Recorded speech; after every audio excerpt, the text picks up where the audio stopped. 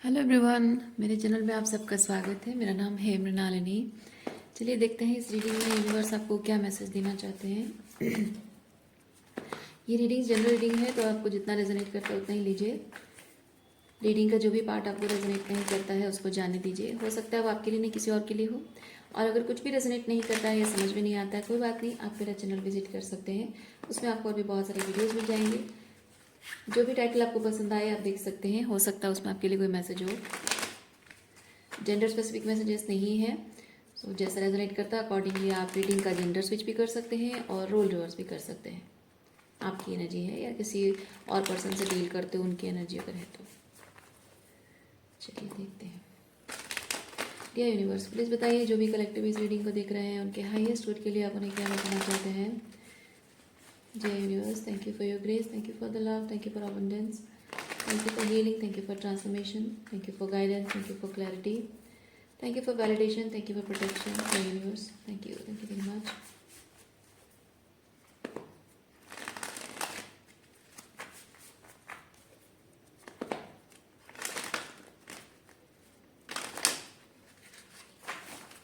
अरे अरे,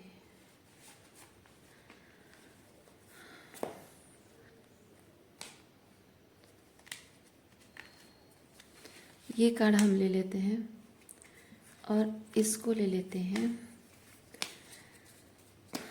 चलिए देखते हैं आपके लिए क्या मैसेज है।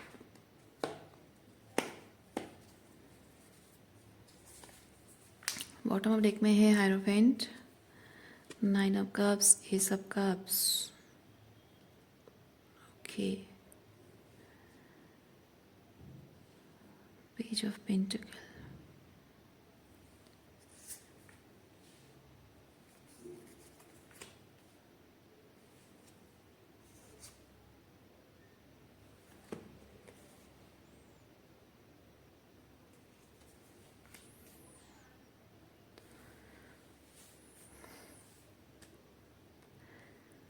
ऐसा क्यों हुआ है कि एक इंसान से जुड़ने के बाद बस आपको वो वैसे ही अच्छा लगने लगा, ऐसे ही बेवजह, बस आपके दिल को छू गई उसकी एनर्जी। और आपको ऐसा लगने लगा जैसे कि बस यही मेरी तमन्ना थी, ऐसा ही पर्सन मुझे चाहिए था। लेकिन आपकी जो एक्सपेक्टेशन थी, जैसा आप इस पर्सन को समझते थे, मतलब महसूस करते थे कि ये ऐसा है, वो एक्चुअली वैसा है नहीं। ये आप महसूस करते हो, फीलिंग्स है, पर ये पेंटिकल है, वो एक्चुअली में वैसा है नहीं।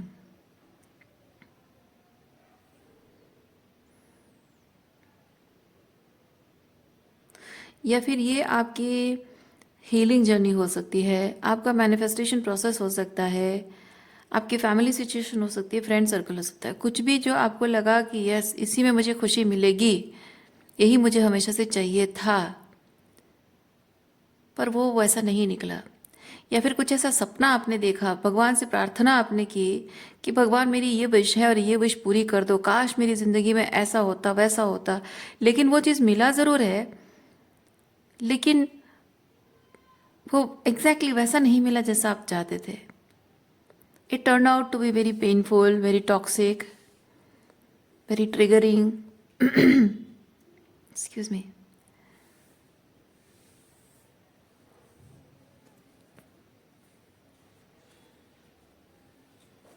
हाँ देखिए, हायरोफेंट, हायरोफेंट के नीचे 3 ऑफ सॉर्ड्स है। क्योंकि आपने जो इच्छा आपकी मांगी थी, आपने विश मांगी थी ईश्वर से, वो विश तो पूरी हुई है, लेकिन जो आपने मांगा उसके बदले में आपको कुछ देना पड़ रहा है। क्योंकि आपने कोई ऐसा कनेक्शन, कंडीशन, कुछ ऐसा कंडीशन आपने मांगा ईश्वर से, जिस कंडीशन के लिए आपको कोई कीमत चुकानी पड़ेगी, जो कि बहुत ही कोड डिपेंडेंट लेवल पे मांगा कि आपको कुछ चाहिए। आपने मतलब जो भी आपने विश मांगी है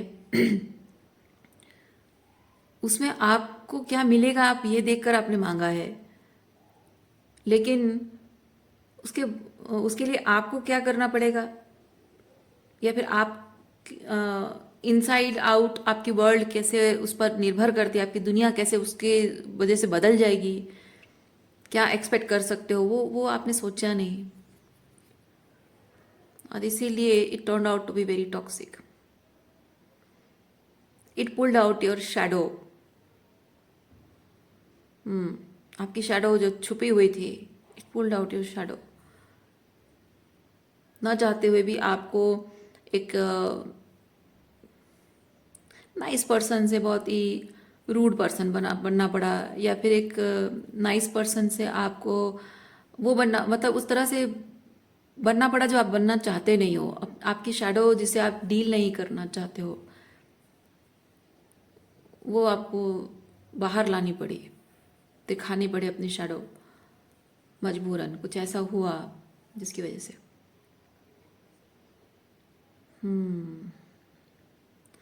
जो मैं सेंटेंस कह रही हूँ आपको कैसे रेजोनेट करता है आप देखिए. एनर्जी को मैं एक्सप्लेन कर रही हूँ, ठीक है. सिचुएशन कुछ भी हो सकता है.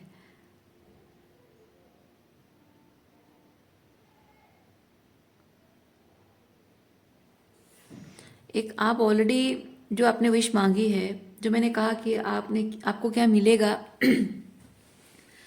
ये आपने सोचा, लेकिन आपको उसके लिए क्या देना पड़ेगा वो नहीं सोचा आपने. तो मैं फील कर रही हूँ ये इसलिए हुआ है क्योंकि आप ऑलरेडी एक टॉक्सिक सिचुएशन में थे, और टॉक्सिक सिचुएशन में रहकर आपने बहुत कुछ देखा, बहुत कुछ तकलीफ सहा है, और उस तकलीफ से थोड़ा सा आराम मिले, थोड़ा सा बेटर फील हो, ज़िंदगी आसान हो जाए, शायद इसीलिए आपने ऐसी विश मांगी है. जैसे अचानक से मेरे दिमाग में एक एग्जाम्पल आया है. जैसे मान लीजिए कि आप एक शादीशुदा इंसान हो, और आपका जो स्पाउस है बहुत टॉक्सिक है, मैनिपुलेटिव है, नार्सिसिस्ट है, टॉक्सिक बिहेव करता है, और आपके ऊपर कंडीशंस रखता है, आपको जज करता है, आपको एक पेडेस्टल पे रखता है, और आपको हमेशा वैलिडेशन के लिए तरसाता है, प्यार के लिए तरसाता है. और आप बस ऐसे ही, मतलब नॉट इंटेंशनली, अनइंटेंशनली ऐसे ही रोते रोते कभी आपने ईश्वर को बोला कि भगवान काश ऐसा हो मेरी ज़िंदगी में, कोई ऐसा इंसान आए जो मुझसे अनकंडीशनल लव करे, बहुत प्यार करे, मैं जैसी हूँ मुझे वैसे ही प्यार करे, लेकिन मुझसे कोई उम्मीद ना रखे, बस थोड़ा प्यार मुझे मिल जाए. और भगवान ने वो विश पूरी कर दी, और पूरी ऐसे ऐसे की कि आप और वो एक दूसरे के लिए इमोशनली अवेलेबल नहीं हो नहीं सकते हो, एक दूसरे के साथ नहीं रह सकते हो, कमिटमेंट नहीं हो सकता है, लेकिन आप दोनों को एक दूसरे से प्यार हो गया है, लेकिन इमोशनली अवेलेबल हो नहीं सकते हो. यानी कि प्यार है, दोनों फील करते हो, लेकिन एक दूसरे को कमिट नहीं कर पा रहे हो. और जब कमिट नहीं कर पा रहे हो यानी कि एक दूसरे को फीलिंग्स भी नहीं बता पा रहे हो, या दोनों में से कोई एक, वो आपको अपनी फीलिंग्स नहीं बता रहा है, वो कोई आपको कमिटमेंट नहीं दे पा रहा है, या कमिटमेंट मांग नहीं सकता है, something. So it turns out to be toxic. जाहिर सी बात है.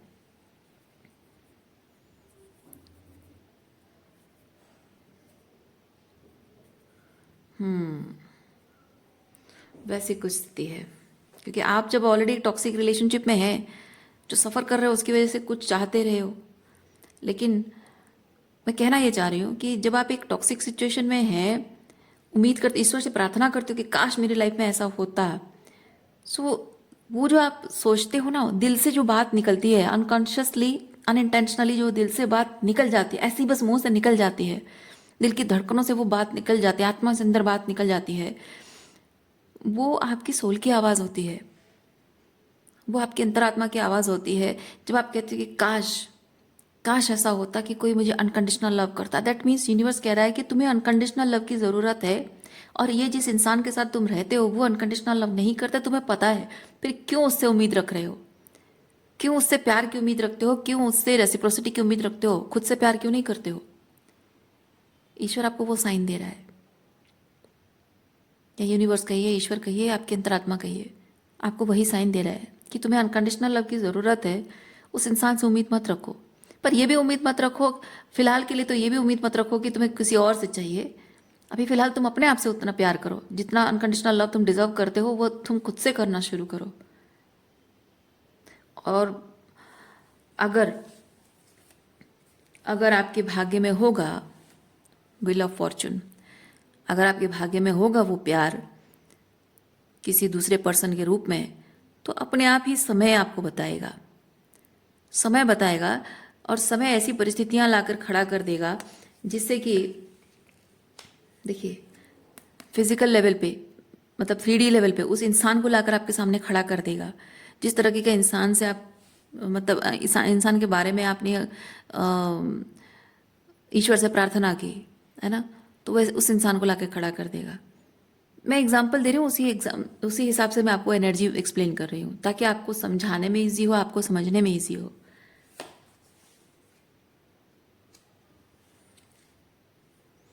लेकिन जब भी वो चीज़ आपको मिली है, जो आपने विश मांगी, अनकॉन्शियसली अनइंटेंशनली मांग ली, वो आपके सामने मटेरियलाइज तो हो गया, लेकिन आप उस पर डाउट कर रहे हैं। आप डाउट कर रहे हैं कि क्यों आया है, ये क्यों आया मेरी ज़िंदगी में, क्यों हुआ ऐसा, ये सब क्यों हो रहा है, ये सब क्यों देखना पड़ रहा है मुझे, ये सब क्या है, क्यों है। वो इसीलिए है क्योंकि आपने मांगा था, आपने ईश्वर से प्रार्थना की थी, और जो प्रार्थना की थी वो उसी रूप में आया है। जिस रूप में आपने मांगा था वो एग्जैक्ट वही रूप में आया है।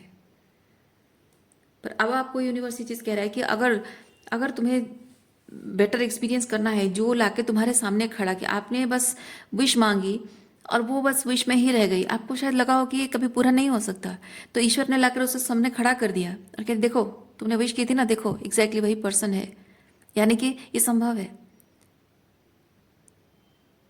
तो इस चीज़ को अगर अभी, जैसे मैंने कहा कि वो विश पूरी हुई है लेकिन अलाइनमेंट में नहीं है, turn out to be something toxic, यानी कि जब वो टॉक्सिक हुआ है वो चीज़, वो अलाइनमेंट में नहीं है। जब अलाइनमेंट में नहीं है लेकिन वो एग्जैक्टली सही पर्सन है आपके लिए, या सही एनर्जी है जो आपने विश की थी, वो एग्जैक्टली सही एनर्जी अगर मटेरियलाइज हुई है, तो उसके साथ अपने रिलेशनशिप को सही करो, है ना। तो अगर आप चेंज चाहते हो, बेटर एक्सपीरियंस करना चाहते हो, तो उसको मटेरियलाइज करने के लिए, अपने लाइफ में लाने के लिए, उसके साथ कमिटमेंट जोड़ने के लिए आपको उससे भागना नहीं है, उससे जुड़ना है आपको। तो जुड़ने के लिए आपको क्या करना पड़ेगा, जो भी टॉक्सिसिटी अपनी ऑलरेडी लाइफ में एक्सपीरियंस कर रखा है उसको हील करना पड़ेगा, उसको रिलीज करना पड़ेगा, अपनी पावर क्लेम करनी होगी, है ना। जो ऑलरेडी टॉक्सिक एक्सपीरियंस कर रहे हो उसको ख़त्म करने के लिए आपको अपनी पावर में आना होगा। पर आपके अंदर शायद वो कॉन्फिडेंस नहीं है, शायद आपको डर लग रहा है कि ये नहीं कर सकती भाई, ये नहीं कर सकता मैं। क्यों? क्योंकि जो कुछ भी बसा बसाया है सब कुछ एकदम से अप्रूट हो जाएगा पूरी तरह से, सब कुछ इतने सालों का जो मेहनत है, बसा बसाया सब कुछ एकदम से जड़ से उखड़ जाएगा। और आप ये सोचते हैं कि जब सब कुछ जो आपने इतनी मेहनत से बनाया है तो आपकी मेहनत बेकार जाएगी, तो आपको दुख इस बात का हो रहा है कि आपने क्यों किया, आपको रिग्रेट होगा कि मैंने आखिर किया क्यों, अपना टाइम और एनर्जी क्यों दिया वहाँ पे, दुख तकलीफ होगी आपको। लेकिन यूनिवर्स ये चीज़ कह रहा है कि उसके साथ पीस क्रिएट करना होगा आपको, क्योंकि जो भी आपने अपने लाइफ में एस्टेब्लिश किया है वो किस फाउंडेशन पे किया था, और अब जो आप एस्टेब्लिश करने जा रहे हो वो किस फाउंडेशन पे है, वो एक अलग फाउंडेशन है। तो पहले जो किया था किस बेसिस पर था वो समझते हो तो आपको बुरा नहीं लगेगा, तकलीफ नहीं होगी, क्योंकि वहाँ एक लेसन है, बहुत सारे लेसन्स आपने सीखे हैं। क्योंकि गलत फाउंडेशन पर, गलत बेसिस पर अगर चीज़ें, मिस अलाइनमेंट के बेसिस पर अगर चीज़ें हुई हैं, तो जाहिर सी बात है कि आपको वहाँ बहुत कुछ लेसन सीखने को मिले हैं। तो जब आप कुछ काम कर रहे हो गलत हो रहा है, आप कहोगे कि अरे यार क्यों मैंने मेहनत की, क्यों इतना मेहनत किया, गलत होना था, बेकार हो गई सारी मेरी मेहनत, अब मैं नहीं करूँगा कुछ। तो आप वो काम फिनिश कैसे कर पाओगे, उसको परफेक्शन दे कैसे पाओगे आप, तो गिव अप कर दिया ना आपने। तो जब आपका पहला अटेम्प्ट गलत हुआ तो क्या करोगे। जब आप कोई भी छोटा मोटा काम करते हो, खाना बनाते हो, कंप्यूटर प्रोग्रामिंग करते हो, या कोई मशीन बना रहे हो, या फिर कुछ नया सीख रहे हो, पढ़ाई कर रहे हो, कुछ भी, सिलाई बुनाई कर रहे हो, कुछ भी आप जब काम कर रहे हो, जब पहली बार करते हो तो गड़बड़ होता है, क्योंकि आपको पता नहीं है कि आप जो कर रहे हो उसके लिए क्या टूल्स की ज़रूरत है, किस तरह से टेक्निक की ज़रूरत है, आपको नहीं पता है। तो पहली बार गलती होगी, सीखोगे थोड़ा सा, दूसरी बार गलती फिर से होगी, फिर से थोड़ा सा और सीखोगे। तो धीरे धीरे अब आप, उसके बाद ये चीज़ होगा कि आगे फर्दर, मतलब ऐसा तो नहीं कि हाँ हर एक बार हर एक नई चीज़ सीखते रहोगे तो हज़ारों गलतियाँ करोगे, नहीं। समझदारी आ जाती है, एक दो गलती के बाद समझदारी आ जाती है कि नहीं, अब मुझे इस मशीन को अच्छे से एनालाइज करना है, स्टेप बाय स्टेप देखना है कि इसको ये चीज़ ये करूँगा वो करूँगा, इसके बाद ये स्टेप वो स्टेप। तो हर एक स्टेप में जब ये काम करूँगा, मुझको क्या चाहिए होगा, किस तरह के टूल्स चाहिए होंगे, क्या टेक्निक मुझे यूज़ करना होगा। सो उसकी एक चेकलिस्ट बनाना है आपको, इधर अपने दिमाग में रखोगे या फिर लिख के रखोगे, और उस तरह के पहले वो काम करना बंद करके पहले वो सारे टूल्स कलेक्ट करोगे और वो टेक्निक सीखोगे कि कैसे करना होता है, उसके बाद वो काम करोगे, है ना। तो ये भी एग्जैक्टली वही चीज़ है। तो यहाँ जो आपने ऑलरेडी टॉक्सिक रिलेशनशिप को या टॉक्सिक सिचुएशन को आपने, या मिस अलाइनमेंट एनर्जी को जो आपने एक्सपीरियंस किया है, उससे आप बिना किसी टूल टेक्निक के आप बस करते रहे हो, या फिर एक गलत टूल पकड़ाया गया है। मतलब वो जो प्रोग्रामिंग होती है ना, जिंदगी जीने की जो प्रोग्रामिंग सिखाई जाती है, रिलेशनशिप निभाने की जो प्रोग्रामिंग सिखाई जाती है, जो हमारे माँ बाप, हमारे रीति रिवाज, संस्कार, परंपराएं, जो हमारे पेट्रियार्की हमको सिखाती है, तो वो जो चीज़ें हमको सिखाई जाती है वो होता है, उनके लिए वो टूल्स काम कर गए, वो टूल्स एंड टेक्निक उनके लिए काम कर गए, लेकिन हमारे लिए काम नहीं कर रहे, क्योंकि वो कितने पुराने ज़माने के टूल्स एंड टेक्निक्स हैं, उस वक्त काम करते थे। अब ज़माना बदल गया है, इवोल्यूशन हो रहा है। जब समाज में इवोल्यूशन हो रहा है तो आपकी टेक्निक में और आपके टूल्स में इवोल्यूशन होना चाहिए कि नहीं चाहिए? जाहिर सी बात है, होनी चाहिए। तो अब आप वही पुराने तरीके जो आपको सिखाया गया है उसी के बेसिस पे काम क्यों कर रहे हो? बेहतर सीखने की कोशिश क्यों नहीं कर रहे हो? तो जो मिसअलाइनमेंट आपने पहले अपने लाइफ में एक्सपीरियंस की थी अनजाने में, तब आप कम उम्र के थे, छोटे थे, समझदारी उतनी नहीं थी, या अपने कॉमन चीज़ होता है कि बच्चे आंखें बंद करके अपने माँ बाप पर भरोसा कर लेते हैं, बड़ों पर भरोसा कर लेते हैं कि बड़े जो करेंगे वो सही करेंगे। ठीक है, वक्त उस वक्त ऐसा था, तब आपने आंखें बंद करके अपने बड़ों पर भरोसा कर लिया, जो कॉमन चीज़ है, और उसमें गिल्ट भी रखने की कोई ज़रूरत नहीं है कि हाँ हो जाता है, सब बच्चे ऐसा करते हैं।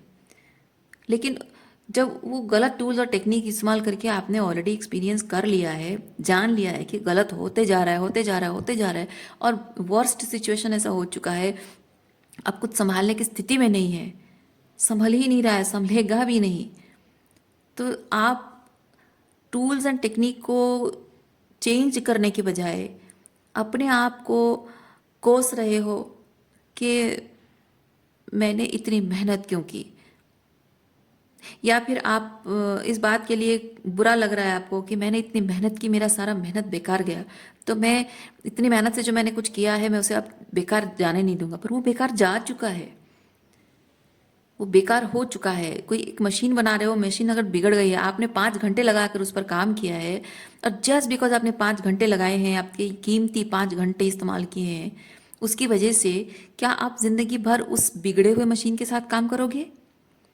नहीं। वो 5 घंटे का मेहनत इतना इम्पोर्टेंट नहीं है कि आप जिंदगी भर उस चीज़ को, उस मशीन को आप एक्सपीरियंस करते रहो, उस मशीन के साथ आप काम करोगे, है ना। तो कुछ सालों के गलत एक्सपीरियंस की वजह से अपनी बाकी की पूरी जिंदगी क्यों बर्बाद करना चाहते हैं आप? ये 5 of cups and queen of cups आपको यही चीज बता रहा है। ओके, सो बजाय इस रिग्रेट के, बजाय इस दुख के, बजाय ये ग्रीविंग करने के, आपको अपना टूल्स एंड टेक्निक बदलना होगा। अपना काम करने का तरीका, अपने रिश्ते निभाने का तरीका, जिंदगी जीने का तरीका आपको बदलना होगा।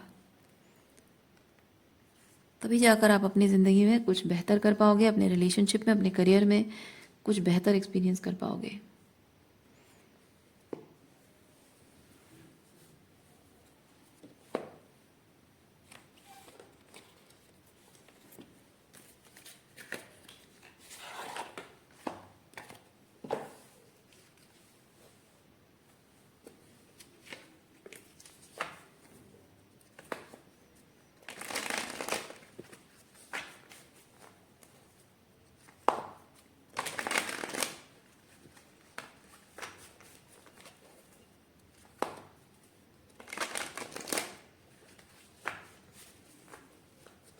तो ये जो एक पुराना टॉक्सिक सिचुएशन खराब हुआ है, उससे भागने के लिए आपने कुछ विश मांगी थी ईश्वर से, जो आपके सामने मटेरियलाइज हुआ है। This is a second chance. इधर देखिए, मैं दो चीज़ें फील करी। एक तो हो सकता है कि दूसरा चांस है ये, जो कि ऑलरेडी मैंने कहा कि turn out to be toxic, but it's not toxic. मैं आपको बता रही हूँ, जो सेकेंड अपॉर्चुनिटी आपको मिली है, एक चांस, सेकेंड चांस आपको मिला है, ये सेकेंड चांस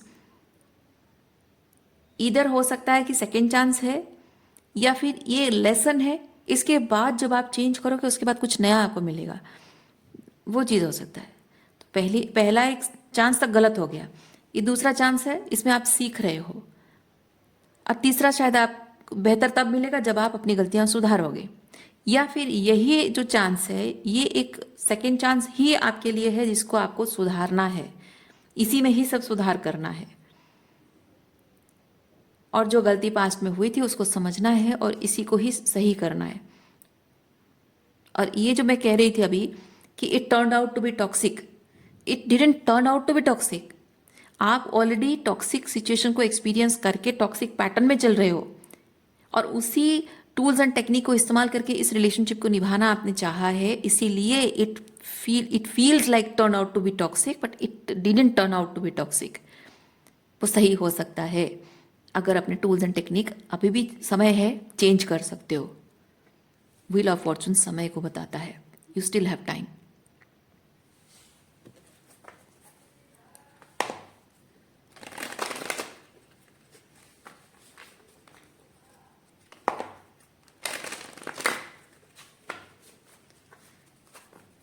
क्योंकि कंटिन्यूसली क्या होता है ना, जब हम पास्ट एक्सपीरियंस करते हैं और दूसरा नया एक्सपीरियंस है, एक रिलेशनशिप एंड हुआ, दूसरा रिलेशनशिप चल रहा है, तो वहाँ पे कंटिन्यूसली साइकोलॉजिकली होता है। ये हम जानकर नहीं करते, अनजाने में ही साइकोलॉजिकली अननोइंगली हमारे अंदर कंपैरिजन शुरू होता है।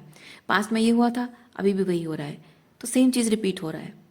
तो वहाँ पे जब आप रिजेंटफुल हो जाते हो, ये 5 ऑफ कप्स की एनर्जी में होते हो, डिसअपॉइंटमेंट्स को देखते हो, हार्ट ब्रेक को देखते हो, रिजेंटफुल एनर्जी में आ जाते हो कि हाँ यार, मेरे किस्मत में ऐसे ही है, मेरा तो नसीब ही खराब है, पास्ट में भी ऐसे हुआ था, अभी भी वैसे हो रहा है।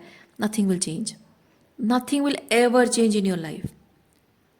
पर आपको एक दूसरा पर्सपेक्टिव देखना होगा, आपको चीज़ों को अलग एंगल से देखना होगा कि पास्ट में वही चीज़ हुआ था, अभी भी वही होने जा रहा है या हो रहा है, तो मैं क्या ऐसा करूं, क्या ऐसा करूं जिससे कि मैं बदल सकती हूँ। क्योंकि वो, मतलब आपके पास ऑप्शन ए, ऑप्शन बी, और कॉमन चीज़ क्या है, आप ही हो। यानी कि अगर कुछ आपको बदलना है, अपने आप को बदलना है, जो वहाँ आप गलत कर रहे थे, यहाँ उसको सही करना है, बदल डालना है, न्यू टेक्निक इस्तेमाल करना है। तो नया टेक्निक इस्तेमाल कैसे करोगे आप? आपको अपने आप पर काम करना होगा, शैडो वर्क करना होगा। आपको समझना होगा कि कहाँ आप को डिपेंडेंट हो, कहाँ आप जिद्दी हो, कहाँ आप अपनी ईगो पे चल रहे हो, और कहाँ पे आप लोगों को बहुत ज़्यादा प्रायोरिटी दे रहे हो, कहाँ पे आप लोगों को पूरा सर चढ़ा के रखा है आपने, कहाँ पे आप लोगों को अपने स्टैंडर्ड्स नहीं बता रहे हो, कहाँ पे आपकी वैल्यू को समझने का उनको मौका नहीं दे रहे हो, आपसे बेटर लेवल पे इमोशनल इंटीमेसी बनाने के लिए, आपसे इमोशनली और करीब आने के लिए, जुड़ने के लिए उनको एफर्ट्स लगाने नहीं दे रहे हो, आपका प्यार और विश्वास अर्न करने का उनको चांस नहीं दे रहे हो। अपने आप पर काम यही होता है। कहाँ आप अपनी इमोशनल ओपननेस नहीं शो कर रहे हो, इमोशनली क्लोज्ड ऑफ रहते हो डर की वजह से, तो किस तरह से आप अपने आप को लिमिट कर रहे हो। मैंने और एक रीडिंग में भी ये चीज़ कहा था, प्यार इंसान को चैलेंज करता है। जब दोनों इंसान एक दूसरे को चैलेंज करते हैं ना, वो टॉक्सिक होता है। एक दूसरे को चैलेंज करने का मतलब है कि मैं हमेशा जीतूंगा, तुम हारोगी, और मजा है कि तुम जीत जाओ, मैं तुम्हें जीतने नहीं दूंगा। तो ये प्यार नहीं है, ये लड़ाई है, क्योंकि प्यार में हार जीत होती नहीं है। तो जब दो लोग, आपको ये चीज़, ये पैरामीटर आपको याद रखना होगा, दो लोग जब एक दूसरे को चैलेंज करते हैं, वो प्यार नहीं है, वो लड़ाई है। जहां प्यार आप दोनों को चैलेंज करता है, तब आपकी ग्रोथ पर आपका ध्यान जाता है, अपने आप पर काम होता है, शैडो वर्क होता है। शैडो वर्क का मतलब होता है लव एनर्जी में आना, अपनी डार्कनेस को एक्सेप्ट करने का मतलब है लव एनर्जी में आना। किसके साथ? पार्टनर के साथ नहीं, अपने आप के साथ। क्योंकि अपने अंदर की लव एनर्जी को एम्ब्रेस करने का मतलब है, आई मीन अपने अंदर की डार्कनेस को एम्ब्रेस करने का मतलब है कि you are accepting light as well as darkness अपने अंदर।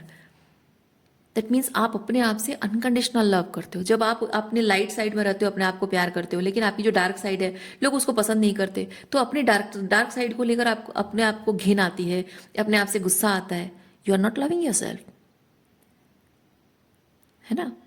तो वैसे ही जब आप दोनों एक दूसरे से जुड़ते हो, एक दूसरे की सिर्फ लाइट एनर्जी को अप्रिशिएट करते हो, लेकिन एक दूसरे की शैडो को नहीं पसंद करते हो, वो कैसे चलेगा? वो अपनी शैडो साइड दिखाता क्यों है? जब कोई अच्छा इंसान होता है ना, ट्रू लव जिसमें होता है, तो एक इंसान अपनी शैडो तब दिखाता है जब आप कुछ गलत कर रहे हो, जब रिलेशनशिप में रेसिप्रोसिटी की कमी है, कुछ है जो इम्बैलेंस है। तो आप जब सामने वाले की शैडो को देख पा रहे हो, तो आपको समझना है कि कुछ इम्बैलेंस है। We need to work, we need to work, I need to work नहीं, वी नीड टू वर्क। क्योंकि उसकी शैडो रिलेशनशिप के हाईएस्ट गुड के लिए है या फिर उसका सेल्फ सेबोटाइज है। क्योंकि शैडो अगर है, अगर उसका सेल्फ सेबोटाइज है, उसको काम करना है। और अगर उसकी शैडो आप दोनों के हाईएस्ट गुड को सर्व करता है, यानी कि आप कुछ मिसअलाइनमेंट में हो, कुछ सही नहीं कर रहे हो जो आपको सुधारने की ज़रूरत है, एंड वाइस वर्सा, उसको भी ये चीज़ समझना होगा। तो अगर आपके पार्टनर की तरफ से आपको थोड़ा सा उसकी शैडो साइड दिखती है, थोड़ा गुस्सा है, थोड़ी नाराज़गी है, कभी वो आपको डांट देता है, तो आपको वो चीज़ समझना होगा। मैं शैडो को थोड़ा सा डांटने की एनर्जी में एग्जाम्पल देकर कह रही हूँ। आपका पार्टनर अगर आपको डांटता है तो आपको समझना होगा कि वो डांट जो रहा है वो मेरे भले के लिए डांट रहा है, हमारे रिश्ते के भले के लिए डांट रहा है, या फिर उसका ईगो है, इसकी वजह से मुझे बस नीचा दिखाना चाहता है। अगर वो नीचा दिखा रहा है, that person is not a good person. लेकिन अगर आपके और आपके रिलेशनशिप के भले के लिए डांट रहा है तो अच्छी बात है, और आपको भी पूरा हक बनता है। आपके और उसके रिलेशनशिप के भले के लिए अगर आप डांट रहे हो तो उसे एक्सेप्ट करना चाहिए, है ना। तो रिलेशनशिप में अपने अपने आप के साथ, रिलेशनशिप में अपने लाइट और डार्क दोनों साइड को आपको एम्ब्रेस करना है। एक दूसरे के साथ भी जब आप हो तो एक दूसरे के लाइट एंड डार्क दोनों को एक्सेप्ट करना ज़रूरी होता है। तो पहले ये चीज़ नहीं था। अब जब यहाँ आपको दूसरा चांस मिला है तो आपको वो गलती सुधारनी होगी। वो शैडो वर्क आपको भी करना है, और शैडो वर्क की उम्मीद आपको दूसरे से भी रखना है, ठीक है। आप अकेले शैडो वर्क करके नहीं हो सकता है, सामने वाले को भी शैडो वर्क करना होगा। ये एक्सपेक्टेशन आप उससे रखोगे, और एक्सपेक्टेशन रखना कोई गलत बात नहीं है। शैडो वर्क की एक्सपेक्टेशन रखना कोई गलत बात नहीं है, क्योंकि रिलेशनशिप है, उसमें प्यार है एक दूसरे के लिए। क्योंकि प्यार तो, अब प्यार है तो दिल से है, आत्मा से है। तो जब पूरे मन से रिश्ते को निभाना है तो उसमें डेडिकेशन होना चाहिए, कमिटमेंट होना चाहिए, उसमें सरेंडर भी होना चाहिए। सरेंडर मतलब होता है अपने ईगो को सरेंडर करना, और ईगो को सरेंडर मतलब ही यही चीज़ है, शैडो वर्क। क्योंकि रिलेशनशिप में एक दूसरे के साथ हर तरह से सेफ फील करते हैं, ये बहुत इंपॉर्टेंट है, बहुत मैटर करता है। इमोशनली हो, फिजिकली हो, साइकोलॉजिकली हो, है ना, स्पिरिचुअली हो, एक दूसरे के साथ सेफ फील करते हैं। जब आप एक दूसरे से प्यार करते हो, साथ रहते हो, रहना चाहते हो, एक दूसरे के साथ अगर आप सेफ नहीं फील करोगे तो दुनिया से लड़ोगे कैसे? दुनिया की टॉक्सिसिटी से कैसे लड़ोगे? दुनिया की डिस्टॉर्शन से कैसे लड़ोगे जब एक दूसरे के साथ नहीं हो? खाली फिजिकली साथ रह जाने से तो नहीं होता है ना। सिर्फ बाहरी बुराई, मतलब बाहर बदमाश लड़के हैं उससे अपनी गर्लफ्रेंड को प्रोटेक्ट कर लेना, मारपीट कर लेना, उतना काफ़ी नहीं होता है ना। या फिर अपनी पार्टनर की खुशी के लिए पराई लड़कियों पर ध्यान नहीं देना, उनकी तरफ नहीं देखना, सिर्फ उतना काफ़ी नहीं होता है। वो ज़रूरी है पर काफ़ी नहीं होता है। एक दूसरे के साथ रहना मतलब इमोशनली, औरतों को भी ज़रूरत होता है कि वो पुरुषों के साथ इक्वल फील करें, इमोशनली सेफ फील करें। पुरुष उनको अपनी मर्दांगी का धौंस दिखाकर उनको कंट्रोल ना करें। महिलाओं को भी ज़रूरी है कि पुरुष जब इमोशनली ज़्यादा वॉल्नरेबिलिटी नहीं शो कर पाते हैं तो उनकी फीलिंग्स को रेस्पेक्ट करना, उनकी वॉल्नरेबिलिटी की रेस्पेक्ट करना, और जब झगड़ा होता है तो उनकी उस वॉल्नरेबिलिटी को पॉइंट आउट करके उनका अपमान न करना, ताकि वो आपके साथ, एक पुरुष एक महिला के साथ इमोशनली सेफ फील करना बहुत ज़रूरी है। मतलब उसके लिए भी बहुत ज़रूरी है, क्योंकि जब इमोशनली सेफ कोई नहीं फील करता है ना तो अपने पार्टनर के साथ रह नहीं पाता है, चाहे वो पुरुष हो या महिला हो।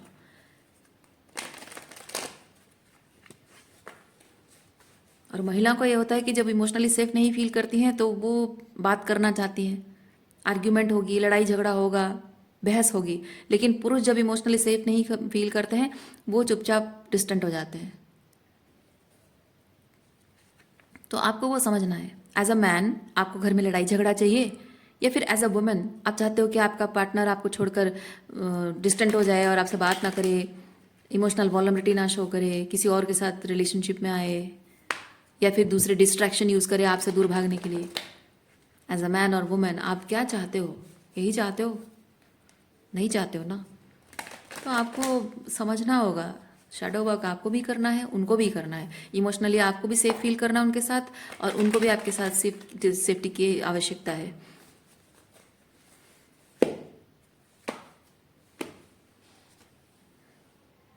देखिए, एक दूसरे का सपोर्ट करना, जब साथ रहना है, एक दूसरे का सपोर्ट नहीं करोगे, एक दूसरे का साथ नहीं निभाओगे तो रिश्ते कैसे चलेंगे? ये एक दूसरे को कोई छोटा बड़ा नहीं होता है ना? तो लव लाइफ में जो एक पार्टनरशिप में ना, लव रिलेशनशिप में छोटा बड़ा कोई नहीं होता है। इवन माँ बाप के साथ रिलेशनशिप में भी ना, माँ बाप जो कहते हैं ना कि हम बड़े हैं, हम माँ बाप हैं, हम कभी झुकेंगे नहीं, हम कभी माफ़ी नहीं मांगेंगे, नहीं तो तुम सर चढ़ कर बोलोगे, तो तुम छोटे हो तो तुम्हें मानना पड़ेगा। नहीं, माँ बाप भी गलती करते हैं तो उनको बच्चों से माफ़ी मांगनी चाहिए। और बच्चों को भी ये चीज़ बनता है कि माँ बाप जब झुक रहे हैं तो उनको माफ़ कर देना चाहिए, और उनको सर झुकाने तक उतनी दूर बात नहीं जानी चाहिए, है ना? रिश्तों का मान रखना ज़रूरी होता है। I experience changes as an opportunity for growth and I choose to create something better. ये दूसरा मौका, जिंदगी जीने का, रिश्ते निभाने का, प्यार का। Open new roads of success, रास्ता खुला है आपके लिए, दूसरा मौका है, रास्ता खुला है अभी भी। जैसे मैंने कहा, ये चांस अभी भी रास्ता खुला है, मतलब ये अभी भी टाइम है। आप चाहो तो अपनी growth, opportunity to grow and choose to create something better आप कर सकते हो, अभी भी समय है। Avoid delays, avoid delays, be abundant. क्योंकि आप जब ये अपने आप पर काम नहीं कर रहे हो, आप मतलब ये चीज़ है कि आप लव एनर्जी में आने से, बात दूसरे पर्सन की भी नहीं है, बात किसी और पर्सन की भी नहीं है, बात आपकी है, सिर्फ आपकी है।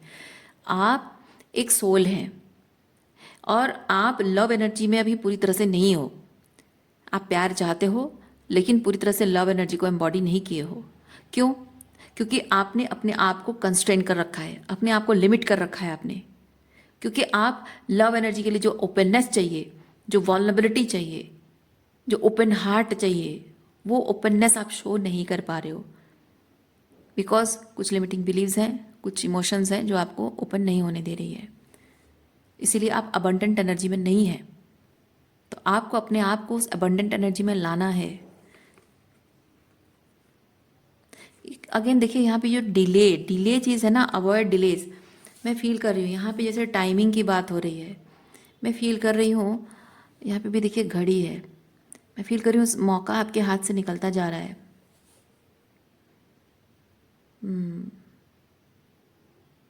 हो सकता है कि आप अपने ओल्डर वर्जन के बेसिस पे जो अपने मतलब ओल्ड पैटर्न्स के बेसिस पे आपने ऑपरेट करके ये सेकंड चांस को शायद सैबोटेज करने की पूरे मतलब कोशिश की, नहीं कहेंगे कि सैबोटेज करने की में कोई कमी नहीं छोड़ी आपने, शायद ओल्ड पैटर्न में ऑपरेट करके इस सेकंड चांस को सैबोटेज करने में, बर्बाद करने में, नष्ट करने में कोई कसर बाकी नहीं रखी है। इसलिए शायद आपको यूनिवर्स कह रहा है कि डिले कर रहे हो, यानी कि इस चीज़ को सही करने का समय अभी है, डिले नहीं कर सकते हो, समथिंग लाइक दैट। ओके, सो मैं रीडिंग यहीं पे रखती हूँ। उम्मीद करती हूँ इस रीडिंग से आपको कुछ क्लैरिटी मिली हो। मैं आपको नेक्स्ट रीडिंग में मिलती हूँ। अपना ख्याल रखिए, खुश रहिए, बाय।